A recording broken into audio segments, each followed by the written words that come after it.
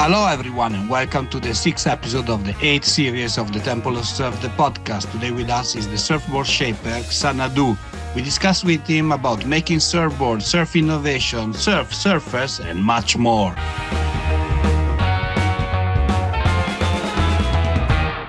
Hello Xanadu, welcome to the show. Where are you today? I'm here at my office in San Diego. That's where I'm finished shaping the boards and I run my business in San Diego, California, next to Black's Beach. Fantastic. Today we're going to talk about so many things, but the first question that I would like to ask you, I ask everybody on the show at the beginning, is in your opinion, what is the most important thing in surfing? The most important thing on surfing? I mean, like you say, just go out there and surf, whatever you're having fun, like it's not, the most important thing is not like you try to be the best surfer or competing, best surfer for me is the one who have most fun out there. And that's what's most important things. You're having fun. You go out there to enjoy the ride, enjoy the nature. That's the most important thing, what surf will give back to you. Exactly. It sounds that easy, but not everybody take it literally, right? A lot of people, they are not happy even while they're surfing. But anyway, we hope that surf contributes to their well-being, right? Yeah. Therapeutic, right? Yeah, I don't think they're not happy. They're just being, they probably, is a time in life they don't understand the situation they're going through. So they go out there surfing and maybe if they don't perform as well they're expecting, they may be not that happy on that situation. But overall, I think at the end of the day, even if the guy works is even better because really it will make him feel better. Like no matter what, make him feel better. Even if he doesn't have a great session or he doesn't surf as well as he expected. But overall, I think that person himself is better being out there than didn't go out at all. Just because the nature side. Exactly. Let's talk about you. So I was reading shaping surfboards from 1975, right? So it's quite a lot of time. Tell me a little bit more about you. Maybe saying the two main, let's say, achievement or the two main steps that brought you where you are currently today. I mean, it's not one man step. The reason I started making surfboards in the 70s was because at the time in Brazil, didn't have that many guys shaping boards, making boards. So when I ordered my first custom board, didn't come out how I wanted. And then it come out, long story short, all right? So come out of my mind how you wake up the next morning and tell an artist to paint your dream or to make a sculpture from your dream. I said, I'm going to learn how to make this, then my dream come in my fingers. And that's how one of the reasons I started. Because so then I can make good boards for myself and my friends. So that was, long story short, why I started making boards.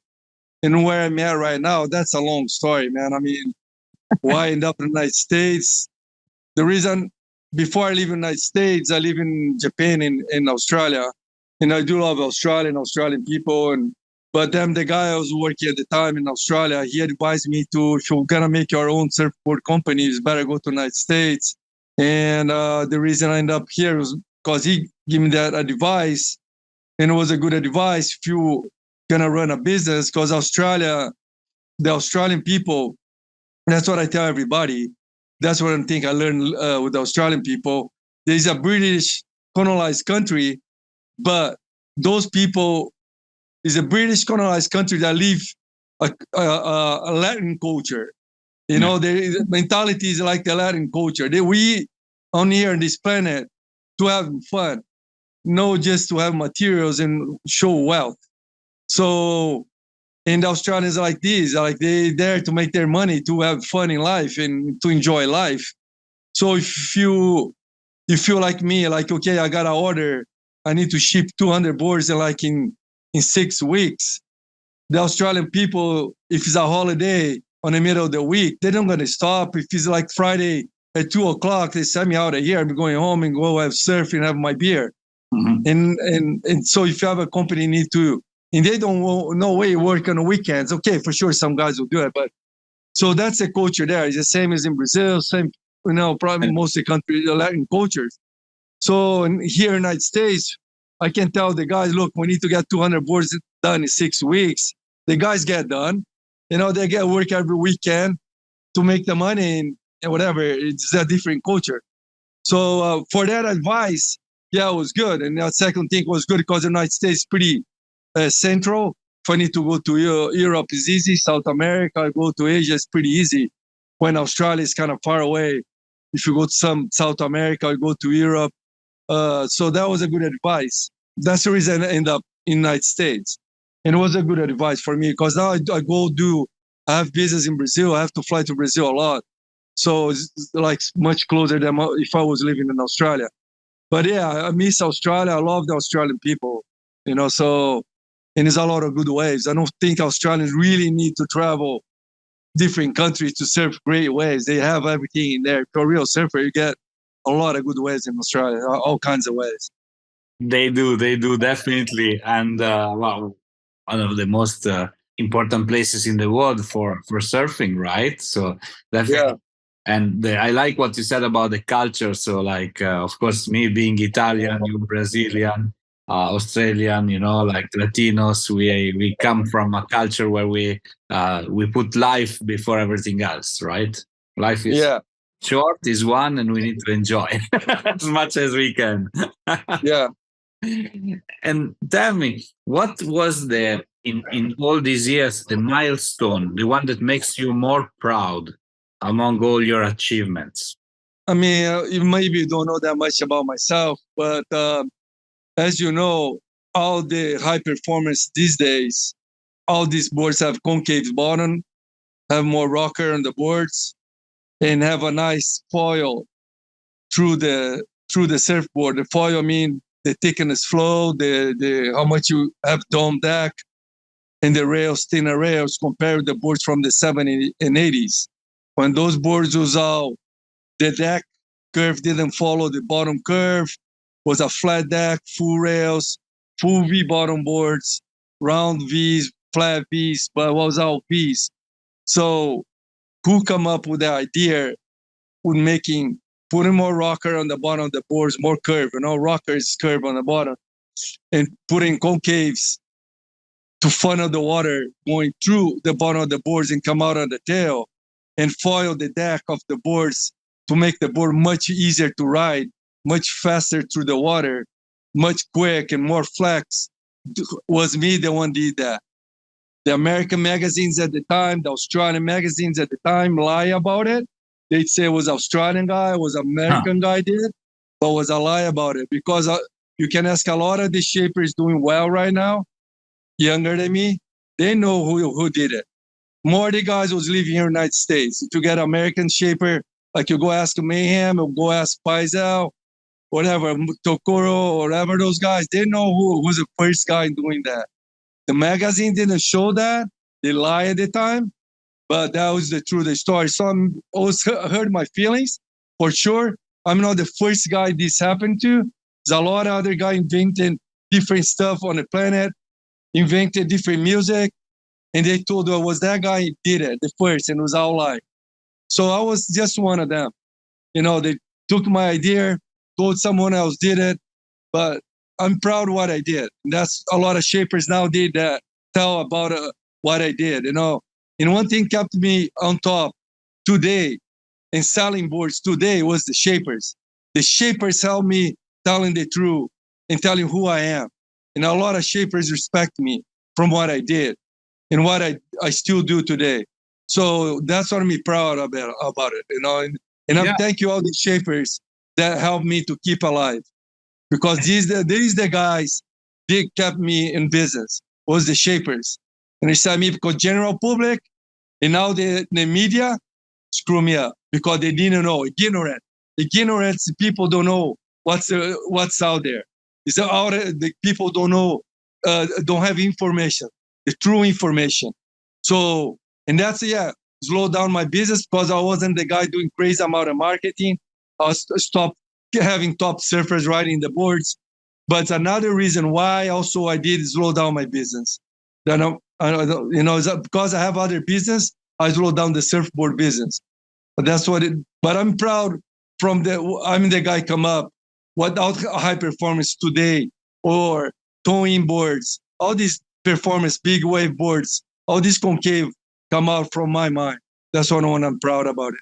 But I think also the fact that the other shapers, they recognize you, right, is even more important, if you want to say, of the public itself, because it's out of respect, right? Yeah. So it's the respect of your peers, of respect of your competitors. It means a lot, isn't it? Yes. So that's I think of course is not maybe more marketing, but for sure is definitely powerful. And you were saying, I mean, that it was very important for you to make such innovation, and I think it states the fact that your company, I mean, your surfboards are considered progressive, right? Even today, So it's a constant innovation. And so, how do you live innovation today? The last main change is this one I did it. Since I did that, put concaves on the bottom and change the rockers and change the deck curves and change the shape of the deck and shape at the bottom. And the outlines also, because the board used to be much wider all around. But I don't see nobody ever done a major progress, okay? Some guys on the guns, on the big waves, I saw they did some progress on that.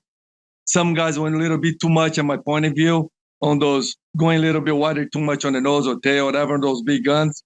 On the high performance, what they did, they back kind of the measurements. That's what I was doing before everybody went really narrow. Because the reason the boards went really narrow, you guys probably don't know, was because you have this incredible, what's it called? The word I can't remember. Incredible surfer coming up. And he was 16 years old. He turned out to be 11 times world champion. But at the time, that kid, he was just a kid, 16 years old. So he was riding a narrow board because he's a little kid in the last foam. So that's the reason we have to go narrow, because people always want to follow the best surfer. And that guy was way ahead of everybody. That guy teaches us whatever the progress surfing doing now is because that guy. So the reason everybody was narrow on the boards was because that guy. But I knew one day everything is going to go back where I was doing, and me, even the other shaper was doing before that kid come up. And that's what the measurements we're using for the outline kind of today. The width is around anything between 18.5 to 19.5 for performance boards. And the thickness one kind of close to what it used to be before. And that guy, you already can tell was Kelly's later. Yeah. So, and even him, with time, he grew up from being weighing, 60 kilo and up to 75 kilos. So for sure, his thickness and width, everything went bigger. So, and that's the reason everything went back to bigger measurements. And if you really look, what are you doing in 91, 90, 90, or 92, the boards before Kelly come up, that was the measurements we're kind of using right now when I'm talking about the width and the length of the boards. So that, I think, is one thing I knew was going to happen, but you cannot fight with something coming to life. We cannot fight like with that kid. That kid is going to be the kid, and I knew about it. He wasn't, and I knew everybody want to ride with that kid who was riding. These days, the world champion don't have so much influence as at that time in the 90s and 80s, because now a lot of people want to ride the recreational boards. They learn. A lot of people know are never going to be able to ride what Felipe Toledo ride right now or Gabriel Medina ride right now, because I'm never going to be able to surf that good. But I can ride a longboard or I can ride a fish, and that's what I'm going to look for. It's a nice recreational, that's what I call recreational board for me. So there's a lot of guys not so influenced what the top riders riding. They influence what's going to be best for his ability. Okay. So change a lot. But at that time, everybody want to ride what the top 10 surfers riding on the world. So everybody want narrow board. But for sure, some guys got frustrated, probably even stopped surfing because they're trying to ride a narrow board. If you don't ride a narrow board, you cannot be in the water, So a lot of guys probably, like give up surfing because of that. But now it's cool about surfing because late 90s, and Brad Gerlach was on the first, him and Donovan was the first kind of change that, and even Joe Tudor, for sure, Joe Tudor changed. Hey, man, because Brad, after stopped being a competitive pro surfer, he went to try a lot of different other boards and other surfers too. But I can't tell Brad because he's really close to me. But Joe Tudor, from the beginning, that was beautiful. Joe Tudor find out, oh, that's not for me, and I'm going to go this direction. And he opened the gates for that. A lot of young people say, fuck, I can't ride what Joe Tudor ride. I don't want to be riding those narrow boards. I want to go riding these other kind of boards. So without that change in the 90s, now people see surf, okay, not just the pro surfer. I can ride, like I say, all kinds of boards. And that's what I really enjoy now because on my lines of surfboards, that's what I tell people. It's hard for me, it's the saying, like, it's hard for me to be listening one kind of music or eat one type of food every day. I'm a kind of guy, I want to try out different kinds of food and I love to listen to all kinds of different music and different places to go. So that's why I make such a variety, like different kinds of board, long boards, guns, step off, towings, fish boards, and high performance boards. That's my mind. I will go crazy just making. Already I was going crazy just doing high performance boards. I mean, and you learn shaping other boards, you can bring these ideas to high performance and the other way around, to high performance and bring to long boards different ideas. Definitely. And is a kind of conversation between two different kind of surfers that at the end maybe would improve both of them. You can translate a few things from a style. Yeah. You were talking about, of course, a lot of surfers. You said, of course, Kelly Slater and then Brad Gerlach. In your life, you met a lot of surfers. Some of them were known. Some of them were famous. Was there a meeting that was particularly meaningful for you with one of them? For me, working with Brad Gerlach it was a team. It was a beautiful thing because it was me, Brad, and his dad. His dad was a gold medal Olympic diver. They dive on the pools, they drive from really high and dive into the pool. So he brought that technique to make Brad Gerlach surf better using his body. How are you going to improve, get more power off your turns, using your body in the right way? Some surfers already have a natural talent using his bodies, but a lot of surfers out there, they need a coach. And that's what Brad Gerlach do now. But anyways, during that time, I'm going to answer your question, working was a teamwork, and it was a pretty tight teamwork. Me and Brad's dad, Joe Gerlach, and Brad, because we made Brad surf better. Me and his dad made Brad surf better. I'm making better boards, and Brad, Joe Gerlach, understanding how to use the body to make Brad surf better and look better as a surfing. So that was a special time. I have a couple other surfers through life, was good working really close to me. And I don't know, this time now, because culture change, parents change, it's hard to work close to some of the parents like I used to, and the time changed a little bit. So, but that was special for me. I worked with Brad and his dad. That was special. I had the opportunity to interview Brad a few months ago, and now, of course, he's a coach, Wakey, right? Also, and that, and he told me, Alessandro, and actually, I agree. He said I could have won much more than what I did.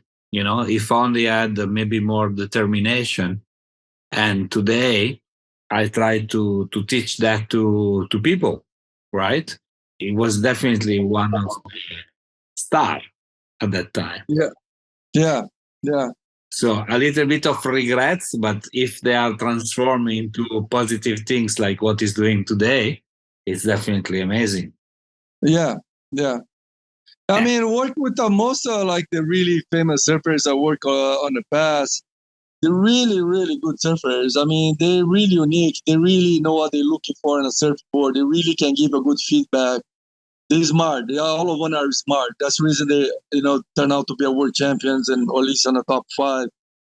So they're smart guys. So yeah, I have like a really unique time. So with the guys that shape the boards. I mean, because the feedback they give me. And at the beginning, I asked you what is the most important thing in surfing. If I have to ask you the same, but for shaping, so what is the most important thing in shaping? What would you answer? I mean, the first thing, like on the surfboard, you is touching the water is the bottom of the board. So the bottom is the bottom contour all around, like how much concave you do, how much the curves, how you're gonna place the curves on the bottom. That's the main thing. The main thing. Okay, I know you have. It's all together. It's the same as a car. You can put a great engine in a car, but if the suspension, the dimensions of between the wheels and the front part of the car and the back is not right, it's not gonna be a winning car. But I mean, yeah, it can have a great engine, but it needs to be is a package, to be a great surfboard. It's a package to be a winning car or a winning motorcycle. So you are Italian, designs. You can design the best looking cars, but if everything else not right, the cars not going to win. Definitely, I totally agree with you. It's part of 360. Actually, talking with Jeff Timponi in Hawaii, told me, Alessandro, there are 51 components of a surfboard. All of them are important. So definitely, it's a big it's a craftsman. It's art. It's a craftsmanship. So it's definitely important. And for you, you before you were saying like. We even produce 200 boards per week, so it's all hand shape, or do you use the computer? How does it work? Depends on the board. No, I stopped hand shaping. I don't know how long ago, probably 10 years ago, 8 years ago. Is everything I done is on a shaping machine. I design boards on my laptop and a computer, and that's it. I design there and get cut, finish. Then we bring to the shape room the pre-shape. We call pre-shapes. Take the pre-shape to the shape room, finish. But like with the machine, do like 85% is done on the machine. If the cut's really good, you're just gonna touch. If the touch is not good, then you need to shape a little bit the pre-shape. But if the machine's doing a really good job, the cutter, doing a good job, then you're just gonna touch the pre-shape, finish, and then you're gonna put in the water and try. And if you need to adjust, then you go back on the computer and adjust on the computer what you need, what you need to change, and then cut another board and do again. You put in the water in glass, shape in glass, and put in the water again until you get the board right. That's how it is today, for me at least. And still, it's very important for you to have the feedback of the surfers, right? Of all the team that you have or the friends, whoever tries. Yeah. Feedback is really important. Yeah, for sure. Without that, will be very difficult, and it's also add some human relationship. I mean, it's an exchange. It's always been an exchange between a surfer and a shaper, right? Yeah, in all the sports. I mean, if you make a tennis racket, you need to get the feedback from the players. Same if you make race cars or motorcycle, you need to get feedback. I'm lucky I still can surf decent and I can go out there and I surf high performance boards. But some other shapers cannot do that. They rely really 100% on the team riders. And it's the same as the race cars or the race motorcycles. A lot of engineers, they cannot ride, and they need depend on the driver. Yeah. So yeah, feedback is everything. Yeah. Feedback is everything. I agree with you. And talking about you as a surfer, what was the best wave of your life? The most memorable one? I don't have one wave. I have because I spend a lot of time. I travel a lot through my life. A lot. I mean, to be as most people know, one of the best places on the planet is Indonesia. And so I spent a lot of time in Indonesia. It's a lot of great times in Indonesia. So I cannot say one wave, like I have days. I can remember days. Yes, the wave that day was more than one wave. So because when you surf well, you're gonna get a bunch of good waves, So you're gonna perform well in a bunch of waves at that one day if you have if the session is really good wave. So I think it's hard for you to remember one wave, but I remember days. A lot of my times was there. I mean, a bunch of different places. I have great time in Hawaii and Tahiti and even in Europe. I remember because I travel a lot by myself. So I remember like my first trip in Europe and I rent a car and I was, so I have a great surfing, Portugal, Spain and France, so it's hard to tell one day. I remember it's a picture of one wave. I remember the day or the time, but the wave, I mean, no, not just one wave. Yeah. Okay. I mean, I love, I do have great many times in Indonesia, but same like I say in Japan, and because I live in Japan have great waves. You go there on the season there, Japan can get really good waves. So sometimes, yes, I agree with you. And today, do you have? Are you planning something in particular, or are you happy at how the business is going so far? You are content, satisfied, or you put the bar always higher? I'm a kind of guy. I always put the bar higher, but I mean, like I told you, I have other business. So the last 15 years, 20 years, my focus was, okay, I love the boards. I love surfing more than most people because I have some of these shapers come up to me, oh, how come you still shaping boards, man? How come, like I go to Brazil and I shape 80 boards, 100 boards, 120 boards, 100. How come you still doing that? Because the difference between me, I'm talking with another shaper, right? Some people between me and you like making boards. You probably love surfing. I don't know how much you love surfing, but I'm crazy in love for surfing and crazy love for making boards. I love to be in the shape room and work on surfboards. So that's a difference between. So, like I said, I took my focus, putting a little bit in other business, and that's good for me because my brain, like I told you, I'm too smart to be just doing one business. But with the surfboard business, I mean, yeah, I'm always, every time I go surf, I'm thinking, oh, why are you going to improve this board? And that's how I do all the time. How are you going to improve, my boards? If I do see some guys doing wrong things or right things in someone else's boards, I'll look, okay, how I can improve my boards to do better than that board. So I always want to improve, but I go on, think on my boards. I don't need to be looking what someone else doing. I know exactly what I do. I know how my boards performs, and I know how to make better. Thank you for sharing. I actually I understood that you like to be to do a lot of things at the same time, and actually it keeps you young, right? So it's good. Yeah. It's good. It's good. So we're gonna finish our interview with a short Q&A session, question and answer. Please answer the first thing that comes up to your mind. All these questions I ask everyone on the show so far. So the best surfboard that you ever ridden yourself? The same with that word question. The best wave. I have a bunch of good great boards, man. Bunch. Sure. And now because we have the computer, it's easier to. I used to do by hand because I knew my hands was really good. That's a different that's one thing you didn't ask. But before the shaping machine come up, I'm gonna tell the name of the shapers was really, we was cruising on a cruise control. Me, Almeric, and Greg Weber. Because us three, whatever we have in our brain, we could do on our fingers. Our dreams will come out on our fingers.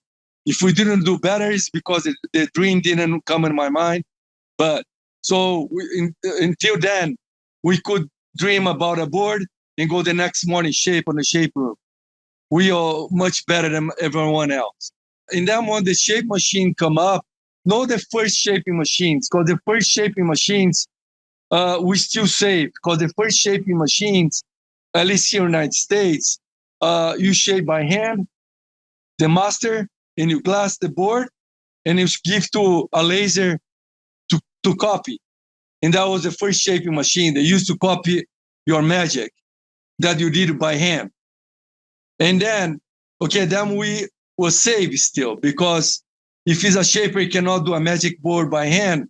He could give to a laser machine to copy, but it was wrong anyways. So we won't have a great board.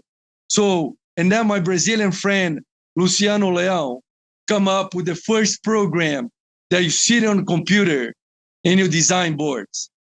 So, and then Luciano told me, hey man, give me a board, your favorite board right now, and come back tomorrow morning. And I went back to his shop on the next morning, and he copied my board 85%. Wow. That day, I learned everything what I learned to do by hand, you can throw in the trash, because the computer now is going to do it. And now these guys cannot shape great boards by hand.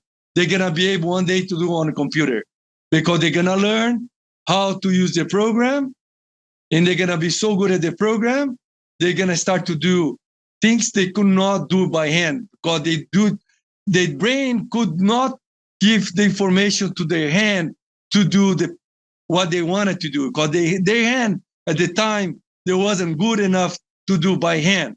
But now you got the computer to do for you. And that's the generation you see leading the CT right now.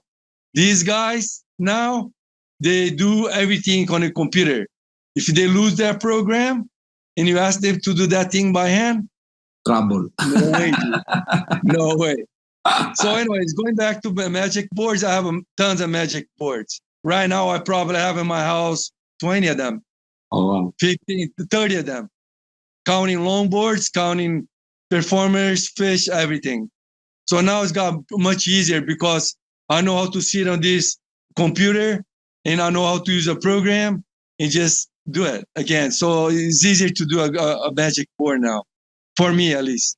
Definitely. Talking about shapers, who is your favorite shaper of all time? I don't have that. I'm my own hero. I see guys I respect, guys I enjoy. The guys I enjoy was the guys really competing with me at that time was American Weber, because they're really good with their hand, they're good with their brain, they think a lot, So yeah, those guys I enjoy them. But to answer your question, I love to go in a surf shop and look everybody works. Mm. I look even the board. I think, that board is how come the guy can be so bad, or come up with this crazy idea? Well, I can look a board. I'm on the beach. You can ask any good, really, really, really good shaper. They can look on the beach from the outline. You can see that guy's a beginner. That guy's all good. He's just learning. But I respect everybody. He starts something. He tries something. So for me, I don't have my favorite.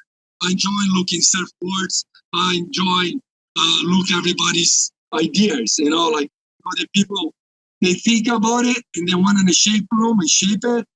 If you think, this guy is for sure this is not going to work. But the guy, what I enjoy about it, that guy, at least he tries some crazy stuff. He learns something from that.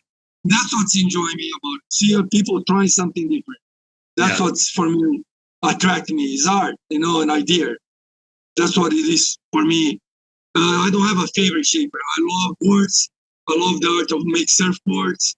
And I love to see people's work, because people come up with different ideas. Definitely. I see your point of view. Personal question, your favorite song? I don't have a song, man. I have even types of music. Like I told you, I like different kinds of food. I like different kinds of music. I mean, I grew up listening in the 70s, rock music was really solid and strong.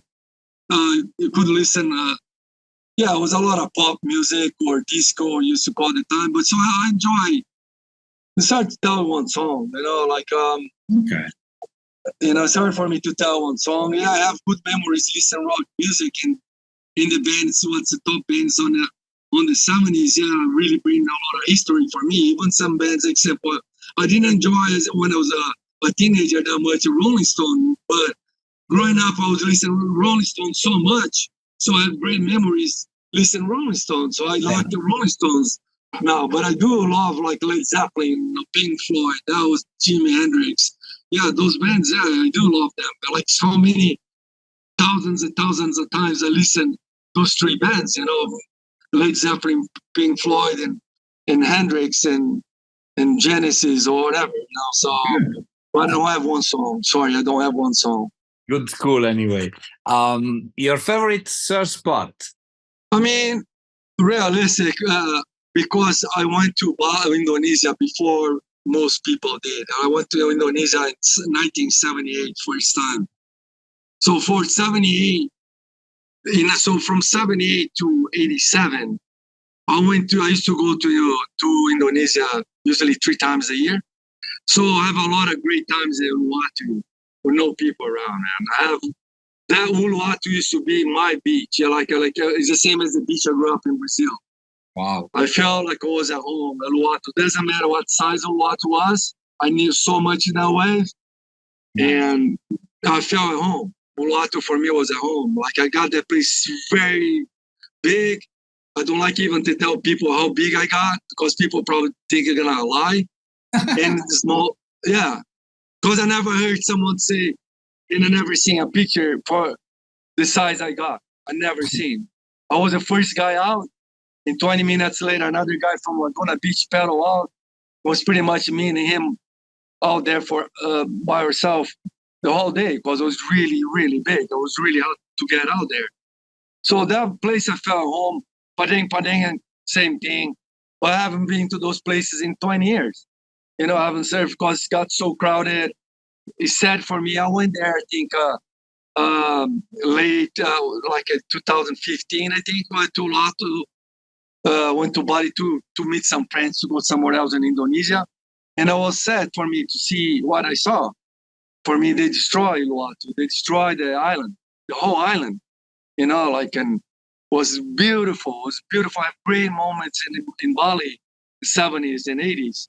Great moments. Talking about parties. The people used to go there and surf empty waves. Nobody around. Maybe 5 guys out, 10 guys out, 12. So that was a place, to answer your question, was the beach break where I grew up in Brazil that I have good memories because I surfed by myself many years there. And Bali, particular in Bali was Uluwatu and Padang. Okay. Favorite surfer? I know you don't like the word favorite anyway, maybe, but nevertheless, favorite surfer of all time, in your opinion?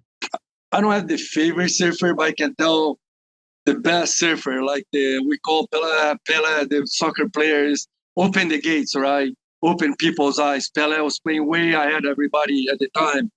So our friend Kelly Slater, he was a guy. He was a guy. These kids don't know what Kelly. A lot of people, even at the time, didn't understand how far ahead Kelly Slater was and how much Kelly Slater teach us. Just on surfing, but always Kelly, because he's a smart guy. Kelly come up. He was a guy that I don't know. I don't believe so much in God, but Kelly was sent to us to do a lot of things for surfing, and he's doing, and he tried, and so for me, that's the guy. Like Kelly did a lot for surfing. He not just won 11 titles. He did a lot, and I think a lot of people don't recognize that, cannot see that. Like more the younger people because they don't know history that well. But Kelly Slater done a lot. That's the guy. And the last question is a little bit unusual. Don't ask me why I choose this question because I don't remember. Nevertheless, I would like to know your best relationship advice. Oh, for relationship, it's hard, but you need to be open mind, because people come even like you're my sisters. I'm so different than my sisters. So you have to be open mind to try to understand those people's mind. To try to understand why that person did what did at that one moment on time. Why that person say that thing to someone else or to you. So before you judge that person, you have to understand where they come from, how their life was, for that person to give you the answer at that one moment, to act that one did that one thing at that one point in life. So you have to be open-minded, because you have to think a lot before you act, before you give an answer back, or before you judge that person. Like, you should never judge someone, because you never know their history. What they, you don't know how their brain work. If you know, because a lot of people already born with some brain damage, and you don't know that. So it's a brain problem. So before you judge about anything or think about it, you should ask that person or try to talk with that person why and what happened in their life for them to come up to do that thing. So to do that, you have to be a really open mind, be really open to accept things. Totally. I agree with you. Like, we should be, if we would be able to be all less judgmental, I'm sure we would live much better. Yeah. Fantastic. Thank you so much for the time you dedicated to us today, to me, to us. And I look forward to talk to you very soon. Okay, welcome. And thank you very much also for your interview. Okay? Obrigado. Gracias. Thank you. Okay, thank you.